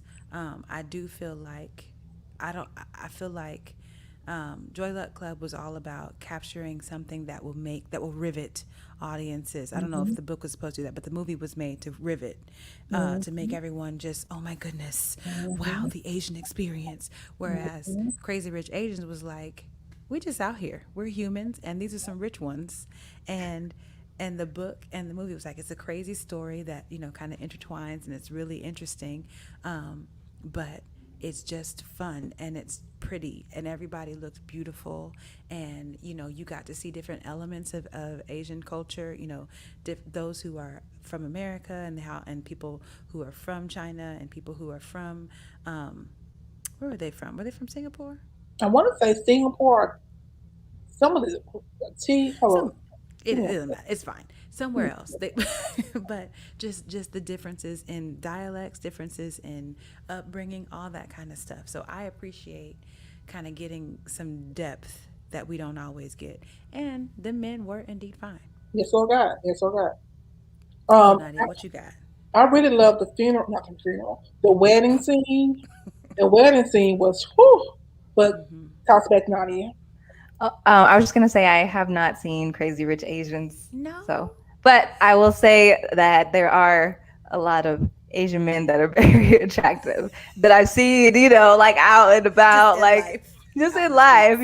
There's some, you know, yeah, some of them See, are like attractive. I'm like, hey, I'm just no, for kidding. real. And that movie, they're good. I will say you should, if you do get a chance. It's a fun movie to watch, or if you feel like reading it, it's a really good book. It's worth it. So Watching that movie made me realize how much money it really was in the world. It's two things that Wow. made me think that right. the what's his name, Floyd Mayweather and the Pacquiao fight, because within the ring it was $400 million. That's just the ring. I'm talking Wow. about the, Wow. the coaches, the trainers, the concession stand people, the parking attendants. We're not talking. We're just talking about the people in the ring, not the ref, not the like the Just only the two two. people, just the people that's boxing, not the announcers. Only the two people boxing made 400 million, and that made me Wow. realize not only did they make 400 million, they had to clear 400 million to pay them. So how much money did they really make on this fight? And that's when that Wow. was my aha moment. And then watching Crazy Rich Asians, I don't know if it was before or after, I was like, it's some serious money in this world, and it's Singapore. And I'm like, Okay. that's what really made me start wanting to go get the money. Because I'm like, Mm-hmm. it's some serious money in this world. And we are just so happy to have a 9 to 5. And Mm. the opening scene of Crazy Rich Asians, this white hotel owner was trying to discriminate against her, didn't want Yeah. her and her family to stay in his hotel. And she said, hold up, give me 1 second. She came back, had bought the hotel in less than 5 minutes, and she was like, Fired Wow. all of right. them hoes. So it's like she didn't Wow. have to move no, she didn't have to move nothing around. She made one phone call on the One hotel. phone call That's only. money. Like it's money Wow. you can't even One phone imagine. call. The One owner phone who was call. staying in the hotel, he Wow. came down like, "Hey, how you doing? Thank She you." didn't have to It check was her bank account or be like, oh, hold on, let me see if I got it. Let me transfer no, the funds. it wasn't even a question. Like, Wow. okay, it's and that's the opening scene in the book too. It is. They are rich. They were just rich, rich. Like Crazy Rich Beyond Asians your is imagination. not an exaggeration of a title. It was good. It was But good. Wow. what's another show or TV? What is another show or film that you guys feel got it right? I have a couple. Let me get my Yeah. list because I was ready for this part. Hold, please. Maybe I was ready. Well, while you're doing that, I'm gonna say I would appreciate films like um, Moonlight. I feel like Oh, that Moonlight one was good. it talks about a lot of things that are troubling, and it had some trauma in it. But Mm-hmm. you feel like the person was telling their story, not Mm-hmm. trying to paint a whole group of people with one stroke of a brush. And I Mm-hmm. feel like that's how why they got it right because you were able to feel his thoughts, like experience things that he went through, but you didn't feel like all black people. And they Mm-hmm. actually told that black people were not a monolith, so that was great. And I hate the fact not that it was labeled as a gay film or LGBT film because you know that's Those bad or voices matter. whatever. Their voices do matter, but I feel like that was just only one problem that he faced, and I Right. feel like it took away because certain people wouldn't watch the film because it's that kind of movie, but it's not. It has some moments, it has Right. some themes. I'm not gonna lie, but that was not what the film was about at all. It was about a beautiful coming of age story of a man who was struggling with his identity and his sexual identity, but it was so many other factors like and I feel like they got it right because it showed his story, not Mm-hmm. every black gay man's story. So I really Mm-hmm. thought the film I was agree. I agree with you that on that, Jonah. Man, I thought that film or that movie was really good. And when Sharon, right, or what was his name? I forgot his name. Sharon. I think it's Was it Sharon. Sharon? Okay, well, Mhm. when Sharon became an adult, okay, Sharon was fine, okay. But anyway, I digress. But I agree with you. I think they did do it right. I know we had talked yesterday, and let me just put this disclaimer out there. I am not a supporter of gun violence. I am not a supporter of shootings or anything like that. I don't support that. I think all that is bad. Okay, I just want to put that out there. Yes, agreed. However, when that boy came, when he got beat up, I'm sorry to spoil this, but when he got beat up, jumped by all those people, it made me think in my head, I understand why some of these kids go out and they start shooting up these schools or whatever. And again, I don't support that because that's wrong. That's a sin. That's wrong on every level. You don't do stuff like that. But I sympathized with him because he had nowhere to go. He had a bad home life. He had a bad school life. And it's like his only outlet was, just that couple or whatever. But I mean, he had nobody. And so my heart really went out to him and I felt so bad for him for what he endured because that also just like the Mississippi Dam, that movie was very, very traumatic. And then I like how he was I like how at the end, again, spoiler alert, I like how he was able to um kind of in a sense let his guard down or kind of, just let it all hang out. And I think to black men, I think that they need to, I'm not saying that they don't or whatever, but I do think that black men should be vulnerable, like with their women, and they should express how they feel. If you need to cry, cry. Like crying is healthy, crying is fine. And you don't have to be gay or straight. It doesn't matter what your sexual orientation is. That doesn't make you weak. That doesn't make you a punk. It doesn't make you gay because you cry. Like, I think men should cry it out and just They be need to see it vulnerable. more. Hmm. And so I like at the end, when he kind of was kind of letting it all hang out and kind of let his guard down. I thought that was good. And it kind of reminded me of Blackman. Okay, done. I never even thought about that, but that's actually a great point. It also, I want to piggyback on that, off that. It showed his willingness to forgive, and I feel like, to me, that's what I took away from the movie. Like, sometimes you just gotta let it go. You gotta let that hurt, that pain go, let the past pass, and learn to forgive.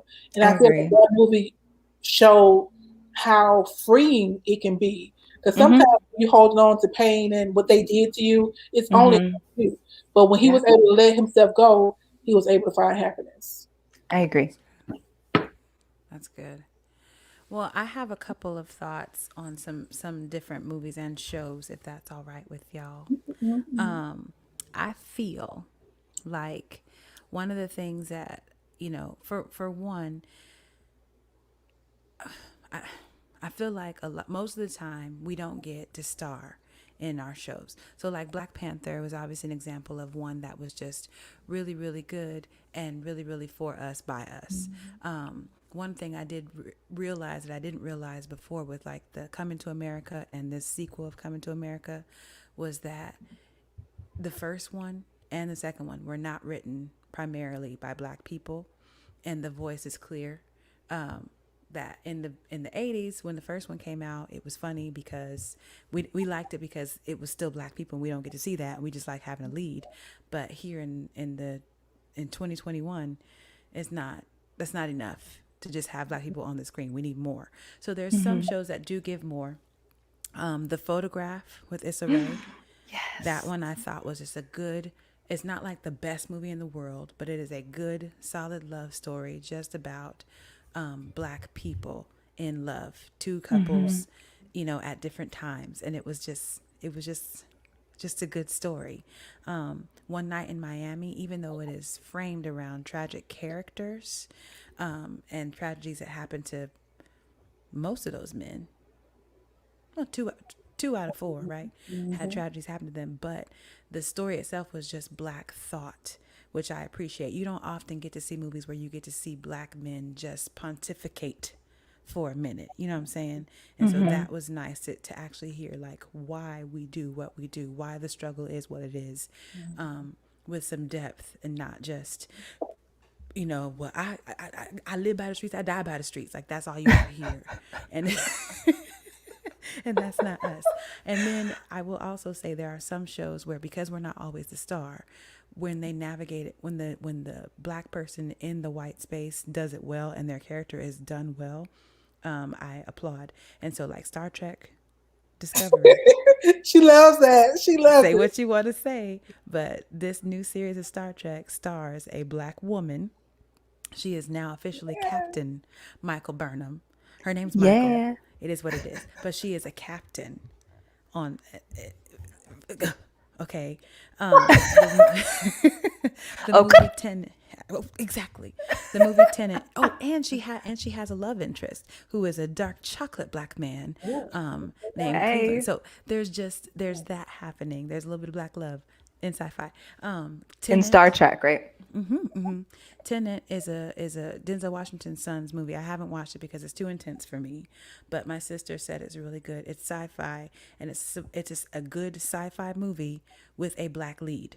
It's not a question of Black trauma. It's not about any kind of Black issues. It's just a good movie with a Black lead, and that doesn't happen a lot for us. And then the show This Is Us, this episode, season 5, the season that's on right now, episode 13, if you can get a chance, called Brotherly Love, watch that episode. They do a really good job of having that conversation with your white friends about race, because y'all all have had to have it, I'm sure, at some point. So those are shows. And then also on the iffy note, Atlanta. How y'all feel about Atlanta? I haven't seen it. You never watched that show? I go back and forth. I love Atlanta. I didn't see season 2, but I did catch season 1. Season 1 was better. A lot of than my season friends 2. on Atlanta, huh? I said season 1 was better than season 2. A lot of my friends, a lot of people I work with in the industry, they were on season 1, so I was a little hyped for that. But I love Donald Glover's boldness and him not being afraid to go for it.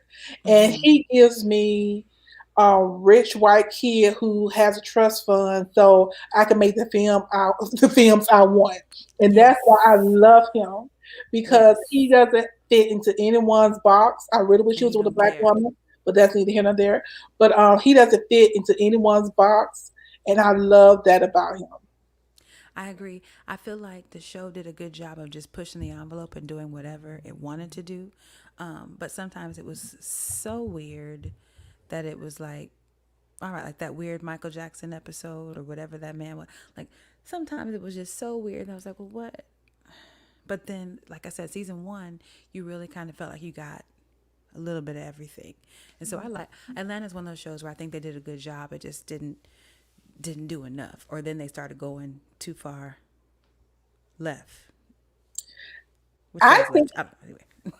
Another show I think did an excellent job is Insecure with Issa Rae and Yvonne Orji. 1000%. I can't believe I didn't say that. Because I'm a deeply melanated chocolate woman, I don't get to see myself on TV a lot, especially not in loving relationships or being the object of affection. And I feel like Issa had to write the show herself and produce it herself to get it done. But I'm so glad because, I'm so sure Hollywood kind of probably pressure her to have more lighter people, or even maybe substitute her own character for. I'm just sure the conversations that went on behind closed doors. I'm almost positive. And she was like, no, because my black sweat and tears got me to this point. Now you're not about to replace me for something white or Right. like. Did you guys hear the story about Chris Rock? He said that when they were trying to do his show, they wanted a Hispanic woman to play his mom. I didn't hear that. No. You Google it. They What wanted show? Everybody Loves Chris? everyone. Wow. A black man had to fight for a black woman to play his He's mother. so black. Why would that But even why? make any sense? Yeah, why would they have his mom be Hispanic? Oh, we forgot Why racism. would they? Were they gonna say he's mixed or something? Is that what they were No, gonna we- try to say, or No, what? they just don't like dark black women. We forgot about racism. That's all. And did you guys hear that they tried to cast a white woman for Harriet Tubman? Google that. Really? That was back in the day. I think they wanted to use Julia Roberts, right? Wow. I'm like Cynthia Erivo, the one that was out a couple years ago. She did a bomb job. She well, did not for that. good. This Oh, was okay. maybe way back in the day, in the 90s, Oh, where things okay. like that could have happened, and people might have even squinted and let it be okay. But thankfully, it didn't greenlight that. That's That good wasn't- because that wouldn't have made sense though. Exactly, Rochelle. Hollywood don't see color. But We're about to wrap this up because I'm about to curse. And I'm trying to be I don't understand how, like, first of all, Cynthia Erivo, is that her name? She did an Erivo. excellent job She playing Harriet. did. I didn't even want to watch Harriet. I was like, it's a black trauma film, but it's I not. didn't watch it. It's not. It It is was not a good. black trauma film. It is get your edges snatched, get your popcorn, get you some. It is black empowerment. Yeah. I was like this when I got through watching it. So whoever wrote that, they did an excellent job, and it's so spiritual. I didn't expect Mhm. it was so godly. It was so. I did not know Harriet Tubman was a prophet. Like a lot of things she did, she was led by God. They don't talk about that. Mhm. in books. They But They don't. make it Not seem at like school. she They was don't. crazy. When I've read about it a little bit, and they made it seem like she was always hallucinating. Mhm. Or visions, it's a vision when it's Moses, but it's hallucination when it's Harriet. Okay. That's crazy. Yeah, they don't teach us that. They didn't teach us that in school in history class about visions and They her didn't hearing teach from us God. Nothing in history. It And was the like, thing- this is the woman. She led the slaves through the Underground Railroad, and then that's it. Next. But they sentence. didn't talk about the troops that she led in battle during the wars. Like she's a whole. Right. Yeah. So my whole thing is, like I said, I'm starting to learn that slavery was 10 times worse than what they teach us, and a lot of things that black people did in society and history was 100 times better. Like we were great people. Just Google all the uprisings and the revolts. So what do you call it? The rebellion? Oklahoma, Tulsa, Oklahoma. What do you Oh, right. riots? The massacre. Anytime white men got or racist white men got so pissed off. They went, see, this is the thing. They love to say, just stay over there. But when we're over there, you come to our towns, burn us out, kill us, Right. rape us.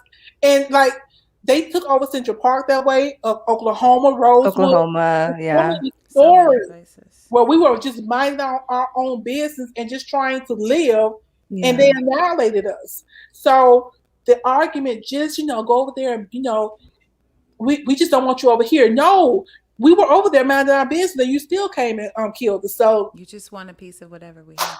It is what it is. It just Yeah. there's so much we did not learn. I didn't learn about the Reconstruction era after the Civil Mhm. War. I didn't learn about Mhm. the Freedmen's Bureau until um, 2018 or 2019 when I read Souls of Black Folk on my own, just because I didn't even know about the Souls of Black Folk.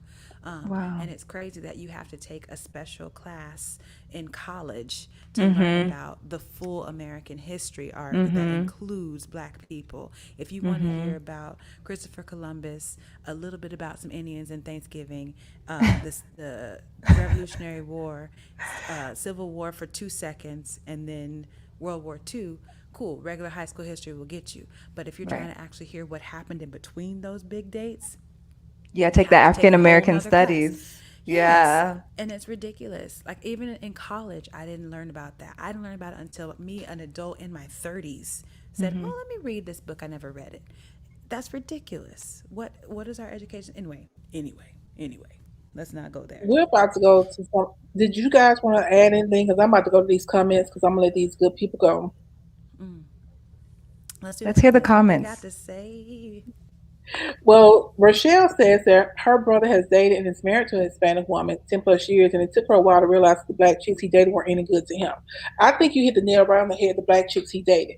This is the problem Mm-hmm. I see with a lot of black men. They choose the same black woman over and over and over again, and then they say it's black women. No, it's that particular kind of black women, a woman, You're because choosing the like wrong Deborah brand. said, it Mhm. they have to look a certain way. They have to, if it's not even a look, sometimes we attract certain things and we have to, I hate to say it, sometimes we break out the cycle when we do date outside the race Mhm. because we're not programmed to be attracted to certain things within the race. Like if not, like Nadia was talking about, overbearing woman or a woman who like kind of emasculates a man. A lot of black men, we were talking about this the other day, love mama figures and they love Yeah. women to kind of be bossy and controlling. Yet Mhm. when they deal Mhm. with a non-black woman, they will allow her, because sometimes we want to be soft and feminine, but they don't let us do Mm-hmm. that. But they will get with another non-black woman and allow her to be all those things that we could never, be to them, or they're attracted to those certain type of women. But sometimes, I'm not gonna lie, I have a brother, and I do see, if I'm gonna be 100% real, black women, and I'm not saying anything is wrong with this. They want they're what you call it, a microwave husband. What I mean by that is they're not willing, like they want him in a certain package, a certain look. They want him to have him to have everything together. I do see, like my brother's a very plus size guy. I like the yesterday, Sunday, we went to, he has a good friend, and I swear, if you watch, I love you, girl. But she's Hispanic, and she hanging on, like she hanging on like this. She hanging on like this. So it would not surprise me. Gorgeous little girl, a young woman. Me, her brother, and John went to SeaWorld on Sunday, and you can just see it was, nobody looked at them crazy. No one looked at them like it was strange or anything like that because they're so used to seeing, you know, black women.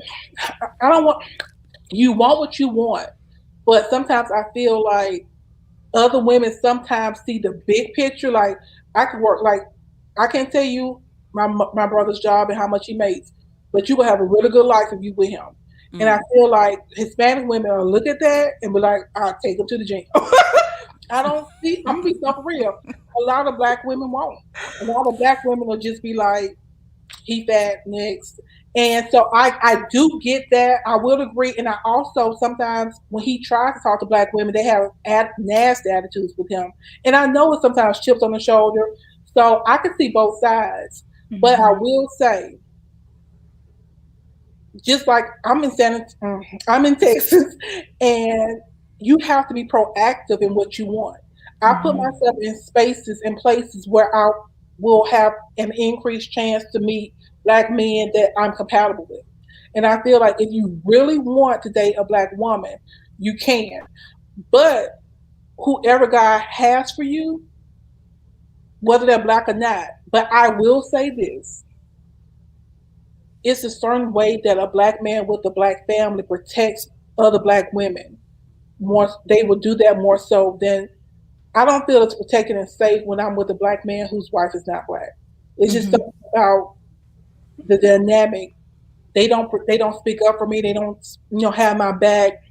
Most times when especially when a lot of stuff with the Trump and the insurrection thing was a big deal, and they were talking about like the election and all that kind of stuff. When I got into it on Twitter or Facebook, most of the people who came to my rescue were black men with black wives. And I think it's like a dynamic, like, because if they see you, and this is what I've noticed about San Antonio, black men in San Antonio don't have a type. If they like black women, they like black women. Like, Period. that's what I've Because noticed. there's not as many to come by, so they just Exactly. I'm here for you, you here for me. So I do feel like, like I said, I am in San Antonio, and whoever God has for me, I'm not against it, but I'm not gonna lie. I will be a liar if I said I would love for it to be a black man. And sometimes I'm like, the best ally non-black women can be to the black community is to just say no to black men. Like, especially the ones, especially the ones who do date black women. Like, it's different if he does not date black women. You should question that because you're gonna have biracial children, but that's neither here nor there. Don't get me started on that. However, if you see a black man does love black women and you're the one who has to make a move on him, don't stop. Don't do that. Don't do that. And if I'm wrong, forgive me. I think I wanted to add to what you said, Jonah, because I think you did make a good point when you talked about or when you mentioned about kind of like preferences, or we want what we want and stuff like that. I do think that sometimes we can find ourselves in these little tacky situations or whatever, because we do want what we want. And I think we really honestly need to allow God to send our man, whether that's whether he's a black guy or not black. I feel like we have to be okay. Our prayer should be, God, send me the man that you want me to be the helpmate to. Send me the man that you have for me, whoever that is, whatever his race is. Those should be our prayers, instead of saying, okay, God, he needs to be 6'5", he needs to have a 6-pack, okay, he needs to be in the gym, no, like those. And I am saying that because I'm guilty, okay? I have had lists like that. And those are, to me, I feel like those are not like superficial lists, but I know, or those are superficial. But I do feel that I was able to see more people, more men, when I would stop being so hyper focused on my list. Like, he has to have this exactly he has to have this exact trait. Obviously, I think, yes, we need to have deal breakers. I feel like that's hands down. You need to have deal breakers. But there are some things like, I guess, like, does he really need a 6-pack? I mean, does he have to be 6'5"? I mean, there are some men that are 5'8", that are just as attractive, and so, I mean, I get it. We have our preferences, but, our prayers really should be more. I know people may not, or even if he's 5'5", okay? I mean, maybe you don't want to date somebody that's 5'5", but that might be who God has for you. I have a friend maybe, never mind, let me know. I'm gonna say it. I have a friend who calls shorter dudes. She's like, you don't want to date a breastfeeder. If he's this short. We're gonna bring Jonah back on for this. First of all, I'm 6 feet tall, so most of the men I date, they right here, and that's not a bad thing. Let me tell you something. If they right here already, that's all I'm trying to say. It's not so. I don't know. I just know for myself, I don't pray for him to be in the gym because I don't always be in the gym. Okay. I do, the 6'5", that's a dream. I mean, that is a dream. I mean, I'm about 5'4", 5'5". So I mean, First of six all, five. That's cool with me too. you are carrying our tall men. Lead the tall Right? men for me and Deborah. Thank you.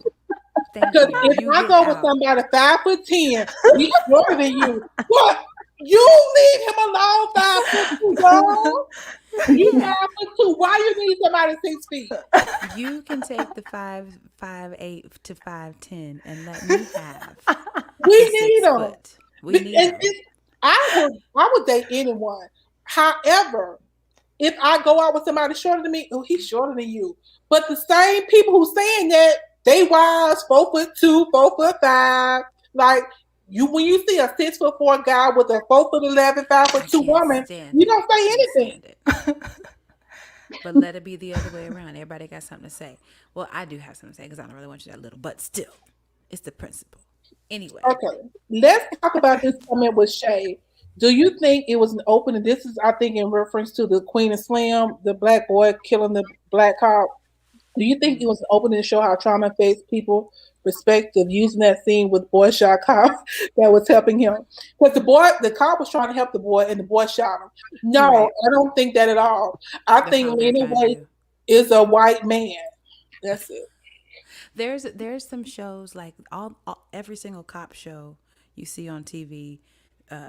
Pick the show, NCIS, SVU, whatever, where they tend to do these things where they kind of show these black people don't want help. These black people don't really care. Most of these black people are raised to be their, reverse racism. Like those ideas are embedded into a lot of those shows. And I think when you see something like that where a little black boy would kill a police officer, that feels like one of those ideas where we're just making sure that we let you know, some of these black people don't really care about white people. Some of these black people don't care about black people. It's the same all across the board. So that shouldn't even be an issue. It should be off the table, in my opinion. Yeah. Now, here's a great comment about Jasmine. She lives in Atlanta, and black women in particular are disrespectful to black men, especially when they don't look like the list they have on paper. Not always, but most of the time. Comments. I Is Atla- agree. is I Atlanta one of those agree. cities where there's more women than men? And black, like how Houston, there's more black women than there are men. I don't Is that? know. Oh, I'm just curious. I'm not I sure, don't but know. I agree though, because sometimes I feel like, a black man may Go, approach a Michelle. black woman and she'd be like, he may even just want to tell her, hey, your shoes untied, and she automatically may assume that he wants to holler at her, and then it's like, what do you want? And it's like she just pops off with attitude, and maybe she was having a bad day or could be having a bad day, but I do think we as black women, we need to be mindful that we should not be popping off when just because a man approaches. I don't care if 20 men are approaching you a day asking you for your number. I don't care if they're all ugly. I feel like we need to be mindful, and this is my opinion. People may disagree with me, but I don't think we should be popping off. Now, I think sometimes you can tell people firmly, okay, if they won't stop, okay, you can firmly and nicely tell somebody to leave you alone. But I don't think automatically just because men come up to you, you shouldn't pop off like with attitude and be like, what do you want? He could be trying to help you out. What if you got your skirt tucked in your panties or something like that from the back from you? He might be trying to help you out. And no, he's going to let you walk around like that because you popped off with attitude. Okay, I'm done. I hear you. I agree with the skirt part, but I also feel like, that's funny. She just dropped some money on the. And see, there's that too. I don't ever like attack when somebody tries to talk to me because it's so rare. So I'd be like, I'd be like, okay, and then I'll just disparage. I don't respond later on, but I'm always friendly in person. But I do feel like I don't. I get upset when I feel like folks are, especially men, are policing the way that they encounter me. If you come up to me and because you didn't like the way that I received you, then you try and police my attitude and tell me that I have an attitude, I have a problem with that. I don't know you. you don't know me, and you have no reason to believe that I'm going to just be docile and sugar coated to you. You don't know me, and you are a man and I am a woman. Therefore, you are dangerous to me, period, whatever race you are. So I can talk however I need to talk to make sure that you understand that you're not going to overpower me if I feel uncomfortable in a situation. I just feel like sometimes men need to understand that women may pop off because they may feel threatened, because you may seem threatening, and your tone, sir, might actually be the inappropriate one, not mine. You know? I will say, just want to interject real quick in Jasmine's, well, when she was talking about Atlanta, I visited Atlanta a long time ago. And maybe it's my background, me being sheltered, because I've pretty much been here all my life, but it was a bit overwhelming when men, try to, hit on me or come and talk to me. It kind of made me feel, it was a little too much for me, okay? It was a little bit, it was overwhelming. And I was just so surprised at how bold that they were. They don't care, okay? There was one guy with me and my sister, she's, Puerto Rican and Black. And this one guy, we were in Walgreens getting some, hygiene products. And this guy was staring at her booty, and he made it obvious. She was walking and he's just turning his head like the whole time as she's walking. And I'm like, wow. Like, I don't know, I'll just say that that the men there, when I had my experience, they were very bold. Yeah.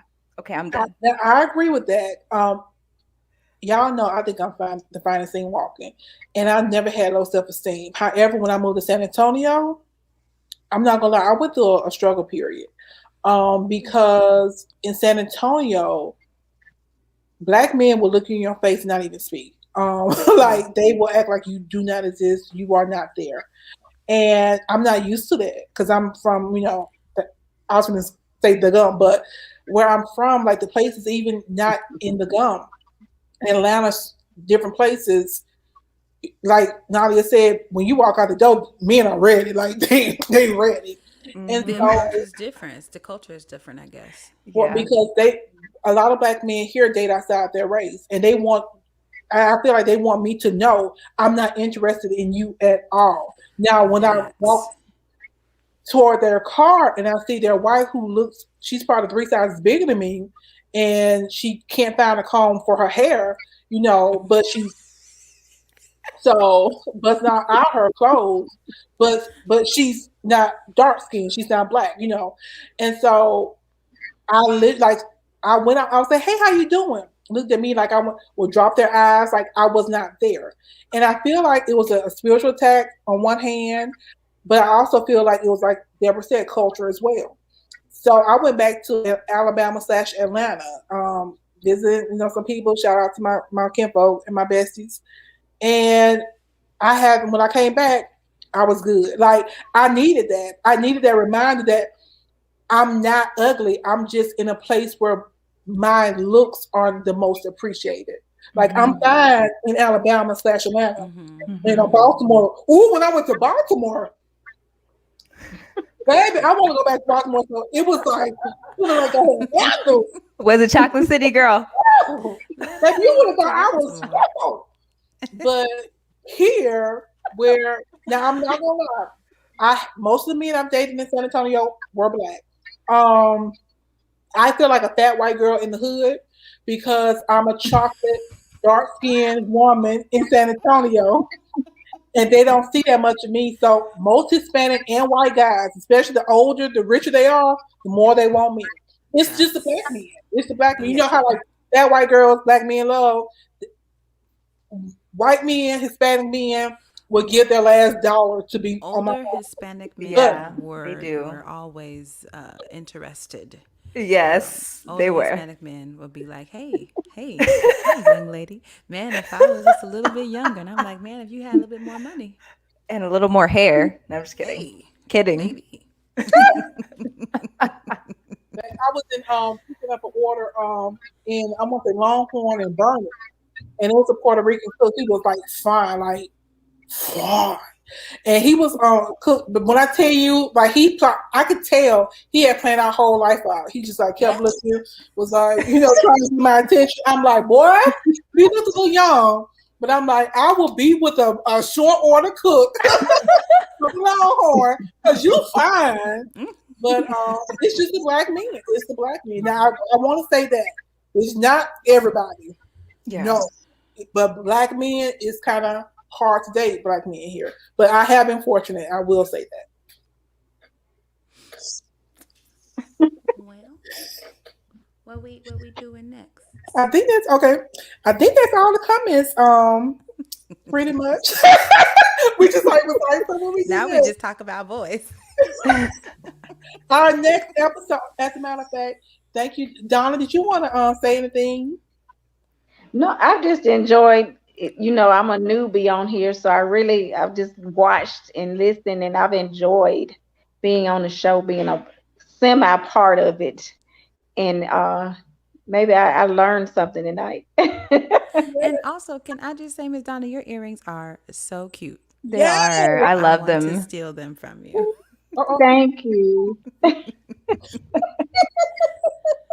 Look, I was told it was Black Girls Rock theme. Yes.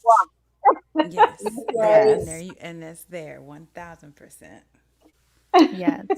So our next podcast will be Snapped, and we'll be focusing on films that show women or men, at their breaking point. So if you have any suggestions, drop it down in the comment section. I'm just reading the comment. Drop it down in the comment section because we're going to talk about it. Donna, can you tell them how to find you? Tell everyone how to find you on social media. Yes, it's under. I have a website. It's under DonnaReneeMartin.com. Mm-hmm. I'm on Facebook under Donna Martin. On Instagram at I think it's D Renee Martin. But I'm in those places. And Jonah she didn't tell me, but I am an author of 2 books. I do blogs. Yes. And I am looking to do some speaking engagements. So I'm getting out of here. I'm relaunching my blog and one of my groups. So I'm excited about that. Well, keep us posted, please. Nadia, how can we find you on social media? So I am on Facebook and also Instagram and Twitter. Mm-hmm. But you can follow me. You can find me at n.wells. So that's n.wells. So you can find me on Instagram and Twitter. Mm-hmm. And I mentioned prior, I'm the Spiritual Take editor. I blog. I also have books out. They're on Amazon. You can find me on Amazon as well under Nadia Wellington. So yeah, you can find me there. What about you, Deborah? Me? You can find the easiest way to get all of my stuff is to go to DeborahElena.com. That is DebraElana.com. And that has all my music. That has links to Just Slay. That has links to the podcast that my sister and I do called So How About? Yeah. And actually, you can, if you want to just follow me on social media, Instagram and Twitter is where I usually hang out the most, especially Instagram. And that is Deborah_Elena. That's DEBRA_ELANA. You can follow me there. And I answer all DMs. So slide in, especially if you are a tall, handsome man. I don't single, of course. You are single. Don't bring your wife. We're not interested in that. But that's where you can find me in my DMs on Instagram. Thank you. Somebody said that Deborah's voice is mad soothing. When I tell you, I love. Thanks. Her voice. Then download my music, please. You can hear all of my songs. Be soothed. And I'm wearing her shirt, the Deborah Elena Experience. And her music is awesome. It is. It's amazing. EP. It's on. You can find me on Spotify. Search Deborah Elena. Follow me on Spotify. Listen to Experience. All the other music is old, and it doesn't reflect who I am as an artist anymore. Experience is where we're at now. So, just saying that you can listen to it all. I'm fine with that, but just know where I am now is experience. Okay, sorry. Go, Jonah. Go. You good. And I also want to shout out Rochelle Wallace. She's one of our affiliate writers. Sometimes she writes for us as well, or shares some things from her blog. And she's also a designer and blogger and just phenomenal woman. Like, just put your credentials. See, I don't, y'all, that's why I tell y'all shout yourselves out, because all of y'all are doing so many phenomenal things. I can't keep track. I'm getting old. But put your stuff in the chat as well. We love you guys. And this is Joan Annette signing out for Just Slay. We were live. We are live. We have been live. We're coming back in 2 weeks. Talking about, I don't know. I think it's gonna be Snap, but it may be What's the Real. We'll see. It may be about Snowfall. As a matter of, because I'm not gonna be on that one. I'm gonna have to save Snowfall for me. So I think it's gonna be Snapped next week. But I have it on some notes somewhere. I gotta find the notes. But we love you guys. Please. Oh wait, follow us. Follow us. Just Slay Live everywhere. Just type in Just Slay Live. We will pop up. Instagram, Facebook. And follow, subscribe, like, whatever it is. Mm-hmm. Subscribe, follow, like, and share. Share this podcast. We will have the actual podcast up on Friday. You can find it on iHeart, Spotify, Deezer, Spreaker, Podchaser, and a few other places. So you can check us. We try to get on Apple Music, because a lot of people have iPhones. So or Apple Podcast. So just pray about that. But we love you guys, and we will see you soon. Y'all Bye. Love you guys. Bye, everybody. Great night, great week. And it's my birthday on Saturday. I forgot to say that. Happy birthday to you. So if you are my friend, look out for an invitation tomorrow. That's all I'm saying. All right.